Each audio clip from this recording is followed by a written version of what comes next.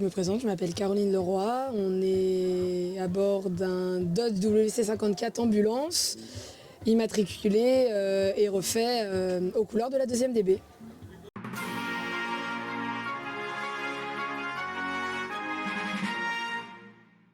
Alors l'unité qui conduisait ce type de véhicule, c'est la 13e bataillon médical, premier groupement, le groupe Rochambeau, donc les Rochambeaux, évidemment. Et cette ambulance est une vraie ambulance où on a retrouvé les marquages d'origine d'une ambulance des Rochambeaux, donc la Marjolaine, qui a été conduite par Arlette et Rosette. Celle-là, elle est partie des États-Unis, elle est arrivée en Afrique du Nord, elle est remontée en Angleterre, elle a fait toute la campagne de France, la campagne d'Allemagne, et elle est restée ensuite, elle a été redescendue à Paris et elle est restée abandonnée pendant plusieurs années, avant d'être une première fois restaurée, réabandonnée, et ensuite elle est arrivée dans mes mains, il y a 10 ans. Ça a fait 10 ans le 1er août 2024.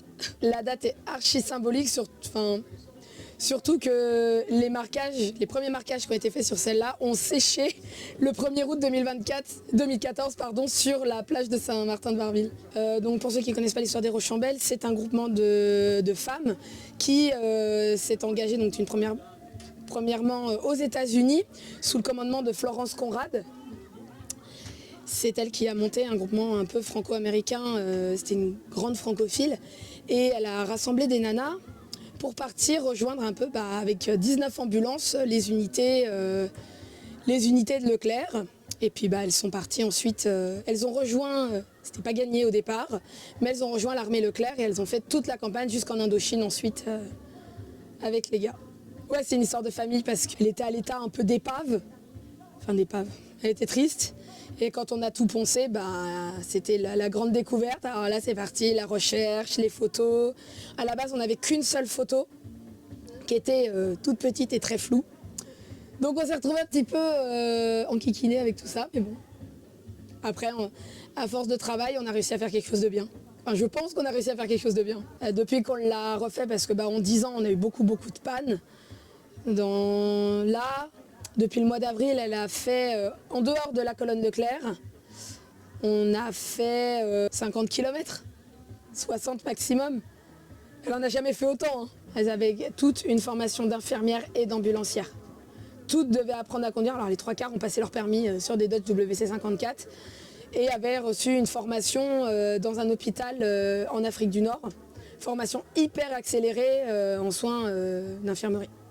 Et de toute façon, leur rôle de base, c'était vraiment le ramassage. Donc, premier soin, on évacue.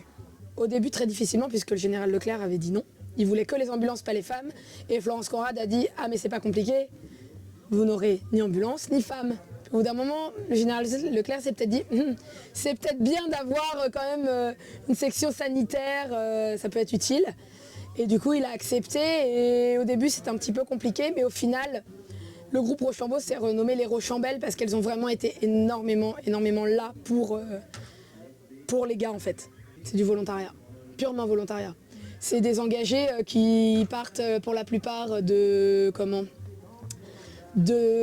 France ou d'Angleterre ou qui sont déjà en Afrique du Nord et qui se disent j'aimerais bien faire mon devoir pour mon pays et puis qu'est-ce que je fais il y a une unité, vous m'acceptez?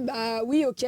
Par exemple, l'histoire de Raymond Jean Mougin, qui est arrivé en train à Mersel-Kébir, elle est descendue du train, on lui a dit 13e bataillon médical, elle a dit oui. Et c'est parti, c'est l'aventure.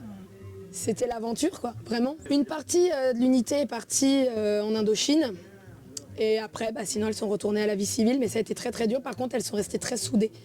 Il y a eu beaucoup de réunions, principalement à la maison des anciens de la DB.